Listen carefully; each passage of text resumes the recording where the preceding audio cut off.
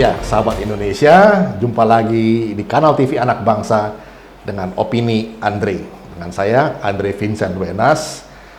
Sahabat, baru-baru ini ada seorang pejabat Pertamina yang katanya dipecat langsung oleh Presiden Joko Widodo. Begitu, menurut Menteri Koordinator Luhut Binsar Panjaitan.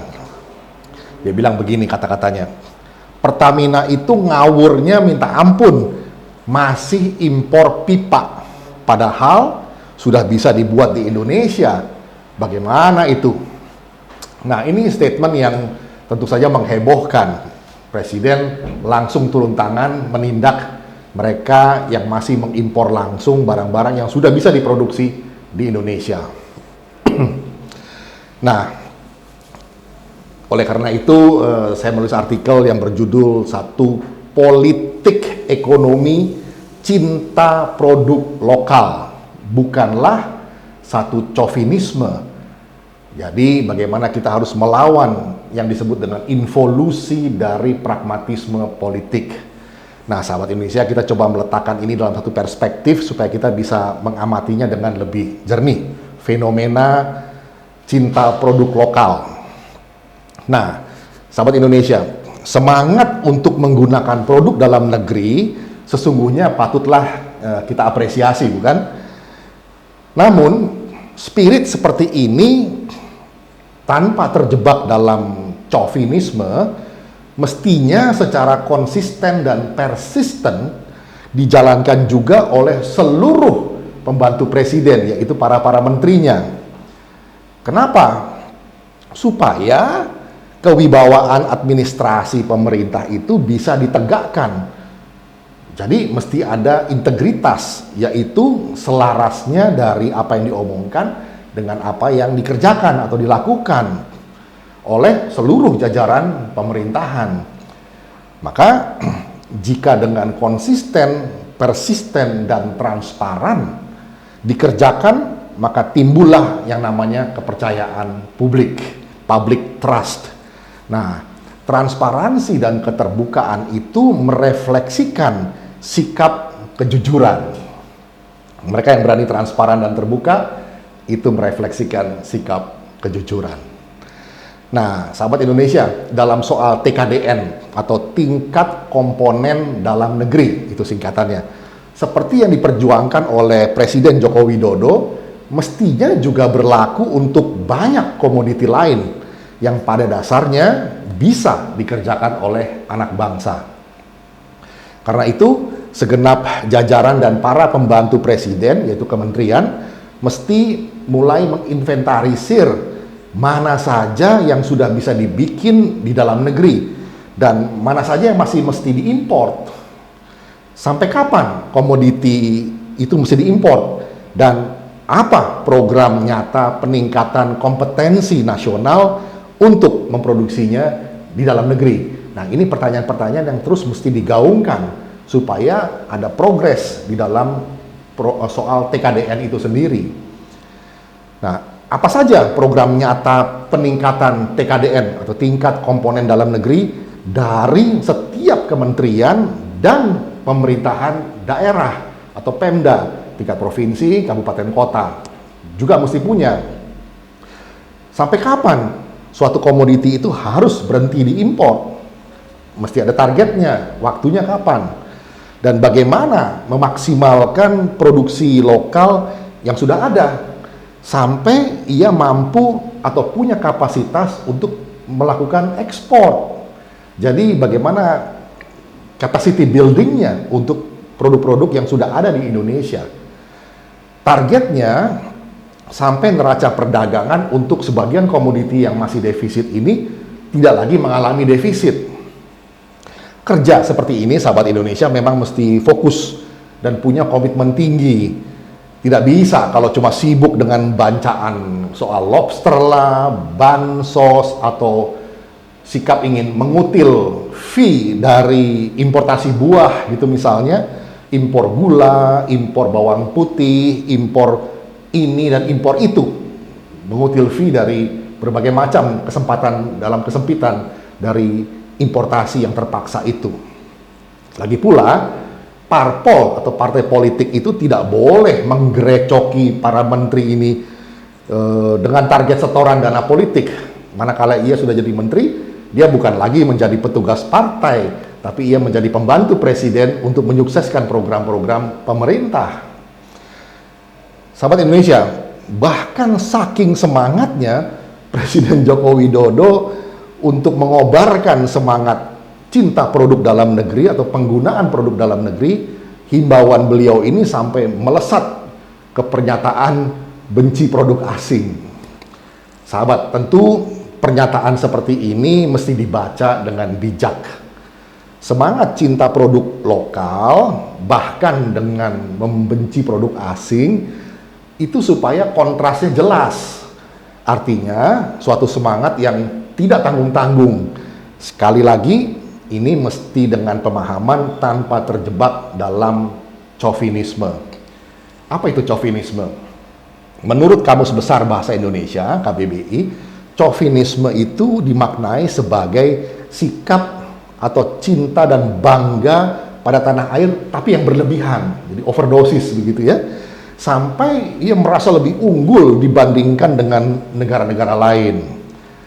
Nah, sahabat, apapun yang berlebihan memang kerap menjadi sumber penyakit, bukan? Jadi chauvinisme ini rasa cinta bangga yang terlalu berlebihan, sudah tidak proporsional lagi. Jadi inti soalnya adalah TKDN atau tingkat komponen dalam negeri yang mesti terus-menerus meningkat secara signifikan di segala sektor industri.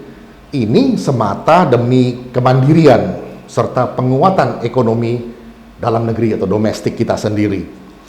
Dalam soal ini tentu kita sepakat 100%. Hanya saja, nah ini dia, berita akhir-akhir ini dalam soal komoditi pangan dan hortikultura ternyata masih jauh panggang dari api semangat mencintai produksi dalam negeri tersebut.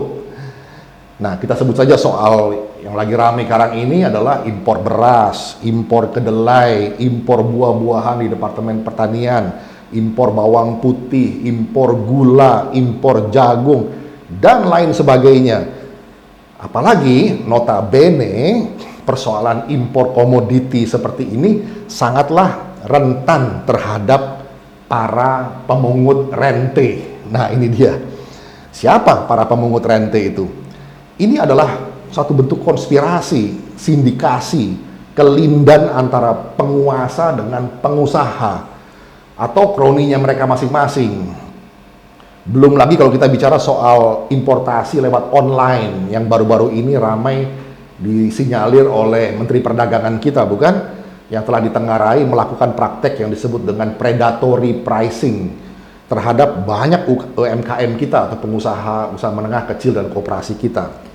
Nah, ini adalah soal yang perlu kita dalami lagi nanti dalam kesempatan lain.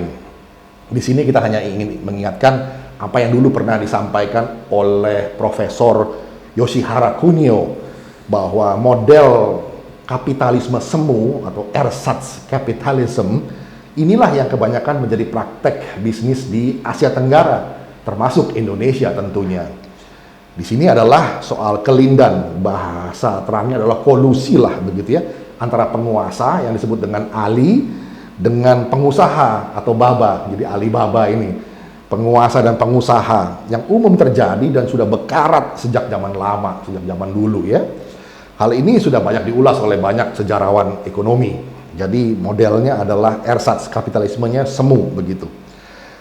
Di mana semangat entrepreneurship dan industrialis yang sejati itu belum punya basis budayanya yang mendukung.